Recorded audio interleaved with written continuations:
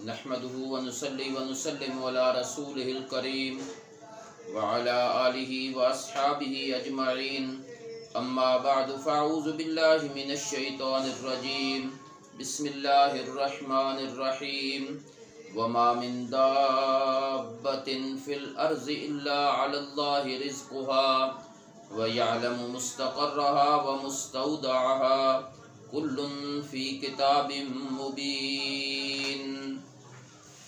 ज़ी क़द्र नाज़रीन और सामीन किराम, आज हम आपके सामने 12वें पारे का खुलासा बयान कर रहे हैं। दुआ है कि अल्लाह तबारक व तआला हमारी इस काविश और मेहनत को अपनी बारगाह में कबूल फरमाए और अल्लाह तबारक व तआला इसको कुरानी तालीमात के फ़रोग़ का ज़रिया और सबब बनाएं। पारे की इब्तिदा में अल्लाह तबारक व तआला ने दो चीज़ों का ज़िक्र किया है। एक तो इस बात का ज़िक्र है कि कायनात में जितनी भी ज़ीरू चीज़ें हैं जो ज़मीन पर बसती हैं, अल्लाह ने इन सब के रिज़्क़ का इंतज़ाम ख़ुद फरमाया है।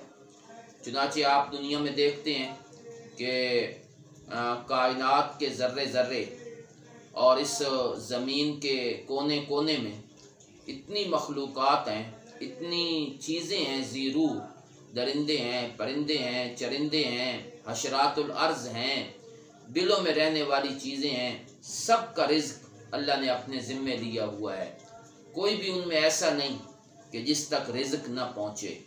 दूसरी बात का ज़िक्र हुआ कि अल्लाह हर चीज़ का मुस्तक़र, ठहरने की जगह और अमानत की जगह, यानी मरने के बाद जहाँ इंसान ने पहुँचना है, हर चीज़ ने अल्लाह उनको भी जानता है। तो ये अल्लाह के इल्म की ज़िक्र हुआ। इसके बाद अगली आयत में अल्लाह ने अपनी कुदरत का ज़िक्र किया कि ज़मीन व आसमान को अल्लाह ने 6 दिनों में पैदा किया और अल्लाह का अर्श पानी पर है, यानी उसकी हुकूमत है हर चीज़ के ऊपर। ये मकसद ये है कि ताकि अल्लाह आज़माए कि तुम में अच्छे अमल कौन करता है और कौन है जो अच्छे अमल करके अपनी आखिरत को दुरुस्त करता है। इसके बाद अल्लाह तबारक व तआला ने कुफ़ार का ज़िक्र किया कि वो कहते हैं क़यामत नहीं आएगी और ये क़यामत जो है ये एक ऐसी बात है जिसकी कोई हकीकत नहीं है। अल्लाह फरमाते हैं ऐसी बात नहीं है, क़यामत आकर रहेगी और अब दुनिया में भी हम अज़ाब देना चाहें तो दे सकते हैं, लेकिन हम अज़ाब को मुअख्खर करते हैं। ये हमारा हौसला है कि हम अज़ाब जल्दी नहीं देते, वरना इंसान की बदआमाली तो चाहती है कि उसे अज़ाब में मुब्तला किया जाए। रकू नंबर 2 में अल्लाह तबारक व तआला फरमाते हैं कि अगर हम इंसान को अपनी तरफ से कोई रहमत अता करें और फिर वो रहमत उससे ले लें, मसलन सेहत के बाद बीमारी, तो इंसान मायूस हो जाता है।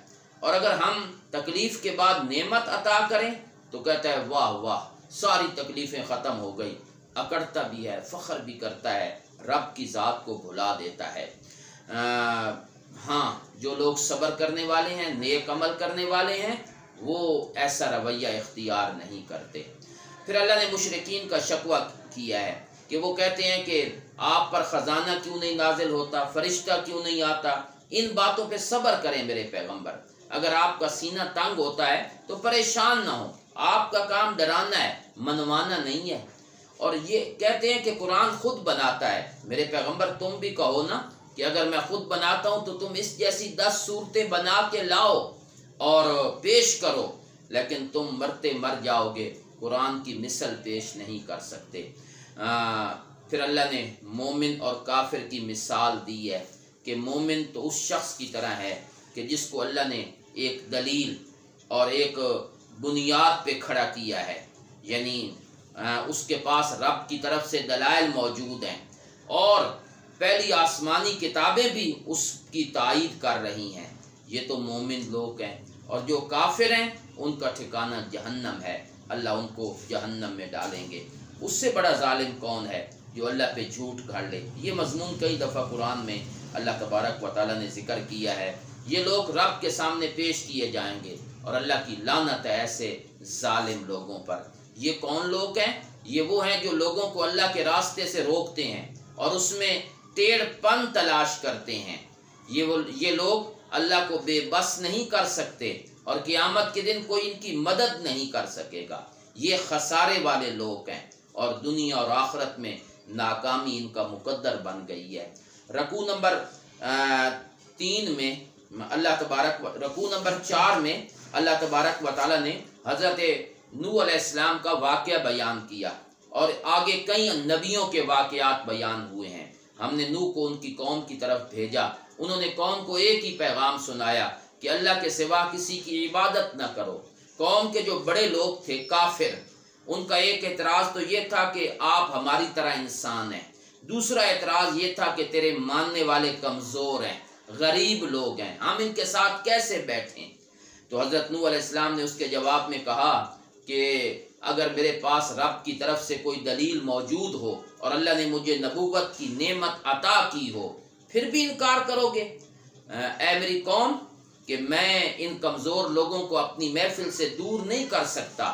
یہ ایمان والے ہیں اور ایمان والے جو ہوتے ہیں یہ اللہ کے مقرب انسان ہوتے ہیں۔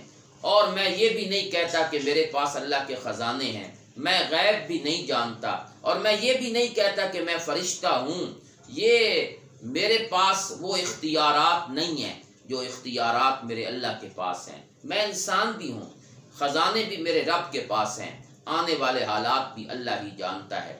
قوم کہنے لگی کہ نوح تو نے ہم سے بڑا جھگڑا کیا ہے اور بڑا اختلاف کیا ہے، عذاب لاؤ جس سے ہمیں ڈراتے ہو۔ نوح علیہ السلام نے کہا عذاب تو آ جائے گا جب اللہ چاہیں گے، اور اب میں اگر نصیحت تمہیں کروں بھی صحیح تو پھر بھی اس نصیحت کا فائدہ نہیں ہوگا، کیونکہ تم ضد کرنے والی قوم ہو اور اللہ کے ذمے ایسی باتیں لگاتے ہو اور ایسا رویہ اختیار کرتے ہو کہ جس کی وجہ سے تم عذاب کے مستحق بن گئے ہو۔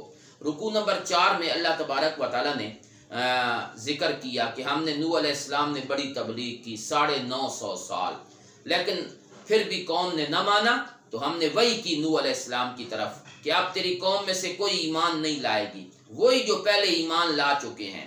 آپ کشتی تیار کیجئے ہماری آنکھوں کے سامنے، اور ظالموں کے بارے میں مجھ سے بات نہ کرنا کہ وہ غرق کر دیے جائیں گے۔ چنانچہ کشتی تیار ہوئی، قوم نے مذاق اڑایا کہ یہاں پانی نہیں ہے، کشتی کیوں بنا رہے ہو؟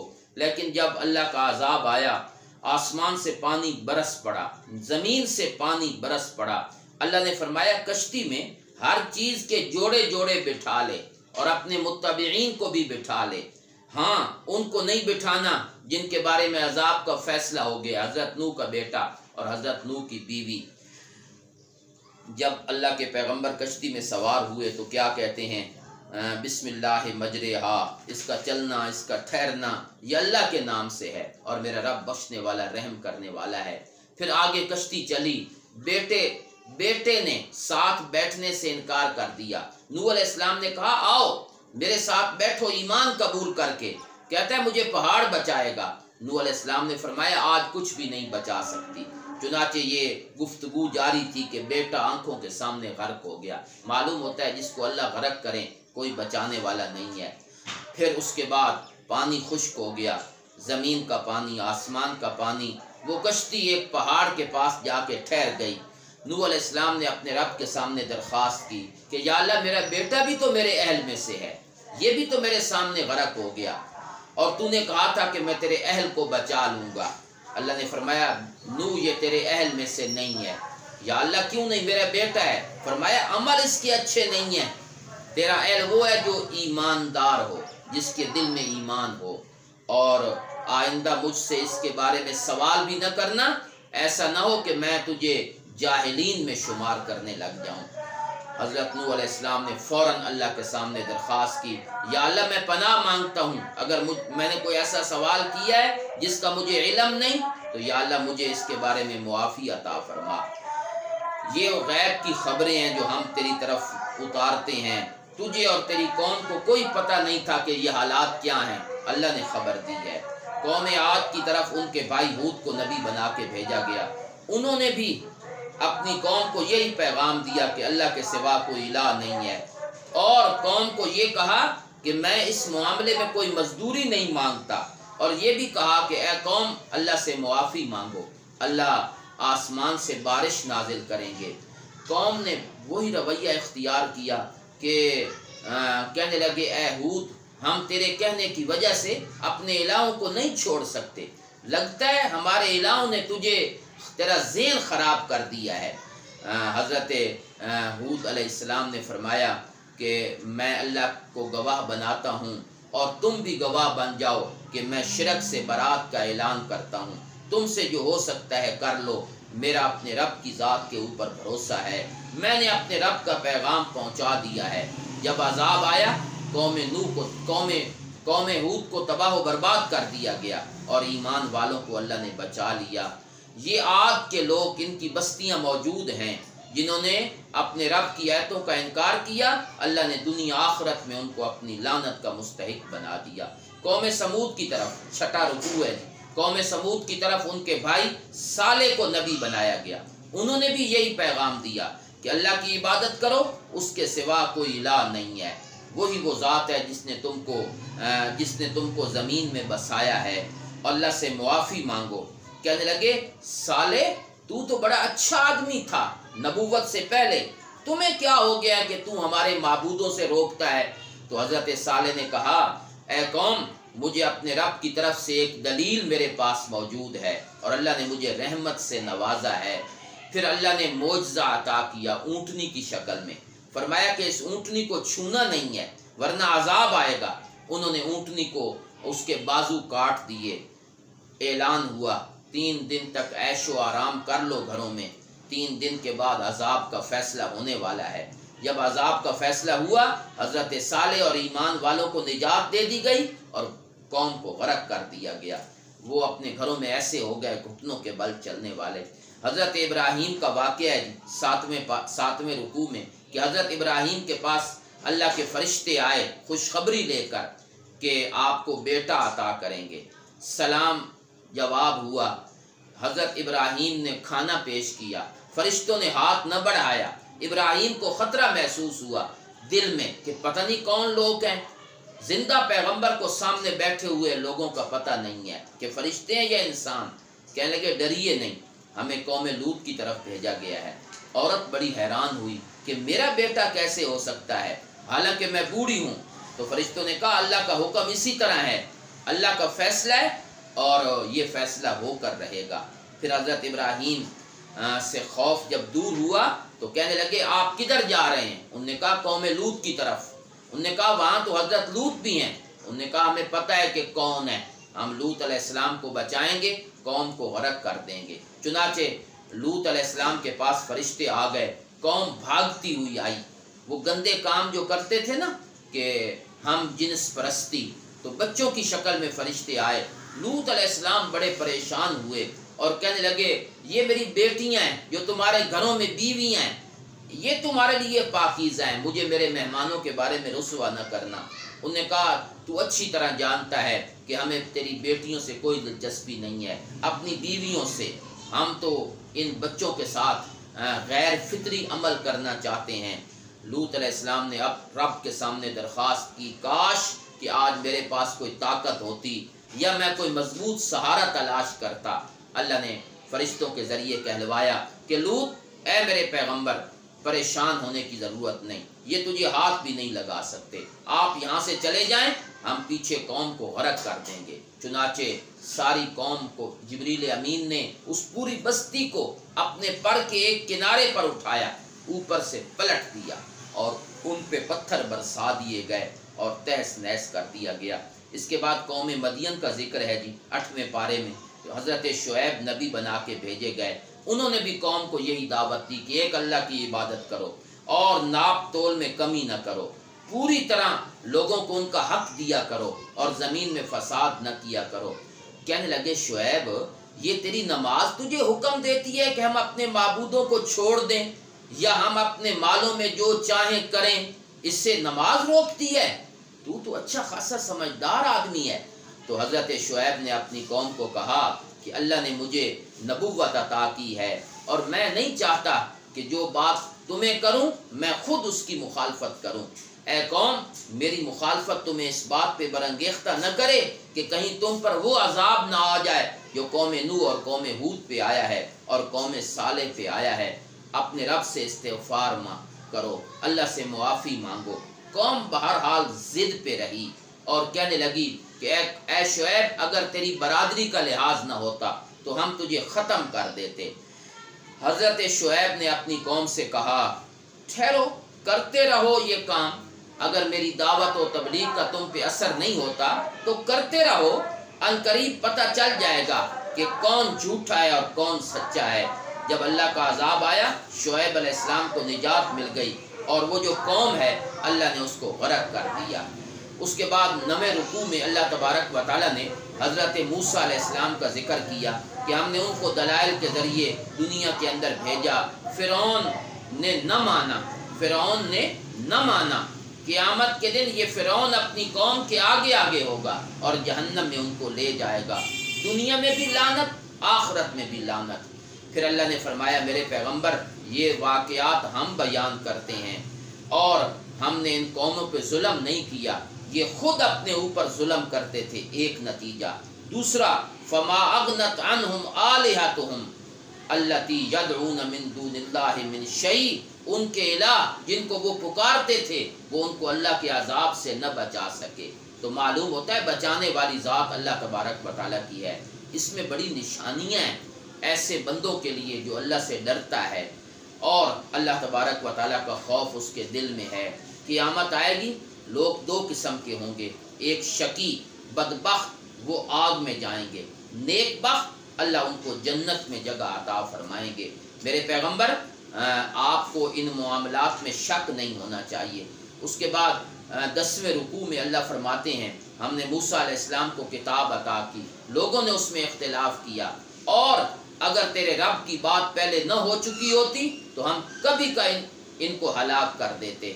اے میرے پیغمبر، آپ اللہ کے حکم کے مطابق دین پہ ڈٹے رہیں اور ظالموں کی طرف نہ جھکیں، اگر جھکو گے تو اللہ کا عذاب اتر آئے گا۔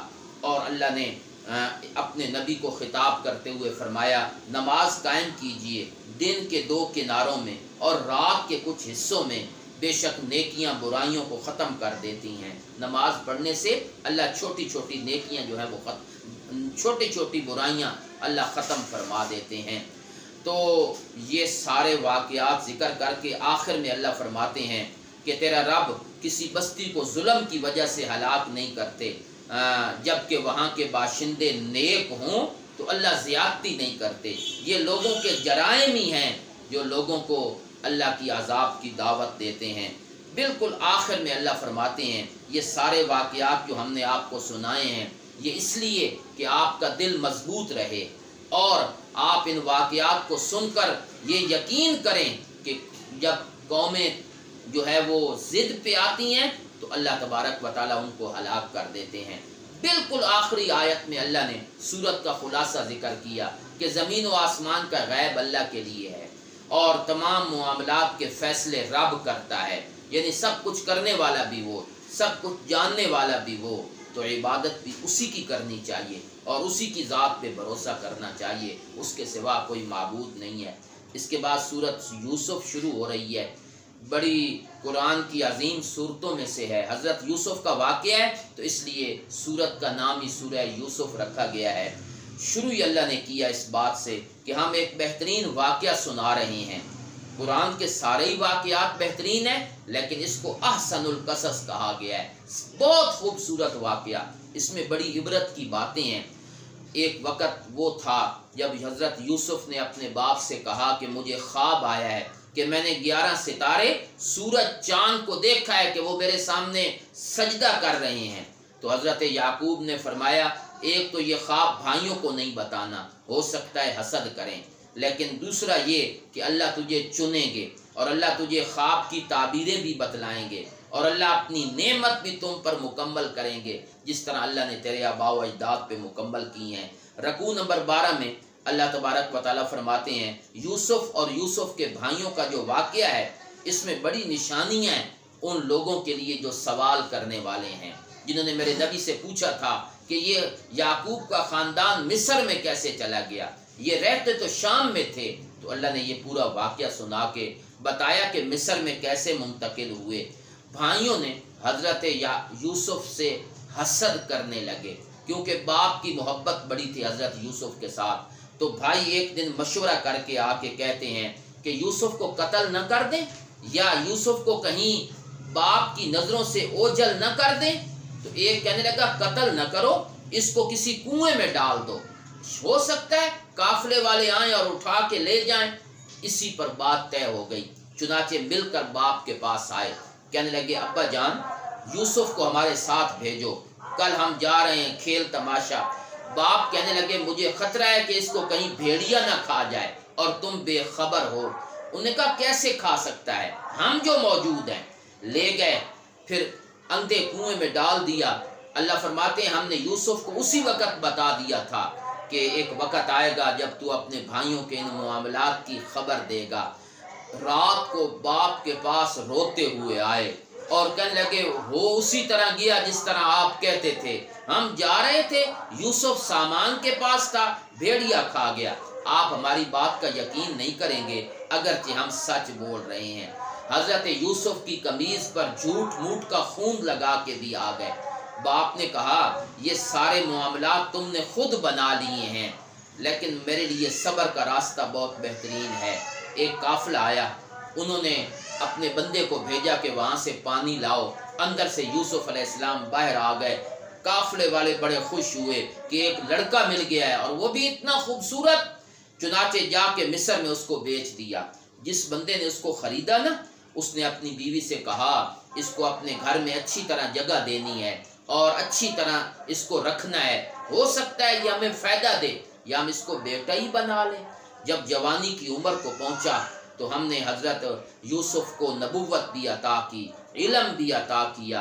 اب وہی عورت جو پہلے ماں بن کے پال رہی تھی، اس کی نگاہیں غلط ہو گئیں، اس کے ارادے غلط ہو گئے۔ ایک کمرے میں لے جا کے یوسف کو بند کر دیا، گناہ کی دعوت دی۔ حضرت یوسف نے کہا معاذ اللہ، مجھے اللہ کی پناہ، مجھ سے یہ توقع نہ رکھنا۔ لیکن وہ عورت پر شیطان سوار تھا اور اس نے حضرت یوسف علیہ السلام کو پکڑنے کی کوشش کی۔ تو حضرت یوسف دوڑے دروازے کی طرف، دروازے اللہ نے کھول دیے، باہر نکلے تو اس عورت کا خامن بھی سامنے کھڑا تھا۔ اس عورت نے پیچھے سے حضرت یوسف کو پکڑا، قمیض پھٹ گئی۔ وہاں فوراً ہی کہتی ہے کہ جو بندہ تیرے گھر والوں کے بارے میں برا ارادہ رکھے اس کی کیا سزا ہونی چاہیے۔ سارا عشق کا بھوت جو ہے وہ ختم ہو گیا اور الٹا حضرت یوسف پہ الزام لگانے لگی۔ یوسف علیہ السلام نے جواب میں کہا اسی نے مجھے پھسلایا ہے، جھگڑا کرنے والی یہی ہے، حملہ کرنے والی یہی ہے۔ وہاں ایک بندہ تھا جس نے گواہی دی کہ جھگڑتے کیوں ہو، دیکھو قمیض کہاں سے پھٹی ہوئی ہے، اگر پیچھے سے پھٹی ہوئی ہے تو یوسف علیہ السلام سچے ہیں اور اگر آگے سے پھٹی ہوئی ہے تو عورت سچی ہے۔ جب دیکھا قمیض پیچھے سے پھٹی ہوئی ہے تو وہ عزیز مصر کہنے لگا یہ تیری سازش لگتی ہے، اور عورتوں کی سازش بھی بہت سخت ہوتی ہے۔ یوسف علیہ السلام کو کہنے لگا وہ کہ یوسف اس سے درگزر کر، بیوی کو کہتا ہے تجھ سے غلطی ہو گئی ہے تو اللہ سے معافی مانگ۔ بات کہاں چھپتی تھی، مصر میں، شہر میں یہ خبر عام ہو گئی کہ عزیز مصر کی بیوی اپنے غلام کو دل دے بیٹھی۔ جب عورت کو پتہ چلا تو اس نے کہا میں ایک کام کروں گی، چنانچہ اس نے دعوت کی، سب عورتوں کو بلایا، ان کو ہاتھوں میں چھریاں دیں، یوسف کو کہا باہر آؤ۔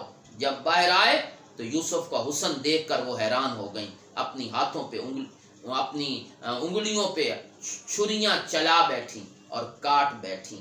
یوسف علیہ السلام کو سمجھ آئی کہ اب تو معاملہ اور خراب ہو گیا ہے، تو کہنے لگے یا اللہ مجھے جیل میں ڈال دے، ایسی آزادی نہیں چاہیے جس میں عزت نفس پہ حرف آتا ہے۔ چنانچہ دعا قبول ہو گئی، یوسف علیہ السلام کئی سال جیل کے اندر رہے۔ پھر اللہ نے 15ویں رکوع میں ایک واقعہ ذکر کیا کہ دو بندے جیل میں حضرت یوسف کے ساتھ آئے، ان نے اپنا خواب بیان کیا۔ ایک کہتا ہے میں شراب بنا رہا ہوں، دوسرا کہتا ہے میرے سر پہ روٹیاں اور پرندے اچک اچک کے لے جا رہے ہیں، مجھے اس خواب کی تعبیر بتلائیے۔ یوسف علیہ السلام نے کہا خواب کی تعبیر تو بتلاتا ہوں، تھوڑی دیر کے بعد، لیکن اس سے پہلے میں مسئلہ توحید تمہیں سناؤں گا۔ میں اپنے آباء و اجداد کے دین پہ چلتا ہوں، وہ میرے آباء و اجداد ابراہیم ہیں، اسحاق ہیں، یعقوب ہیں۔ ہمارا مسلک یہ ہے کہ ہم اللہ کے ساتھ کسی کو شریک نہیں بناتے، اور یہ اللہ کا خاص فضل ہوا ہے ہم پر۔ اے میرے جیل کے ساتھیوں، بتلاؤ کیا الگ الگ رب اچھے ہوتے ہیں یا اکیلا اللہ؟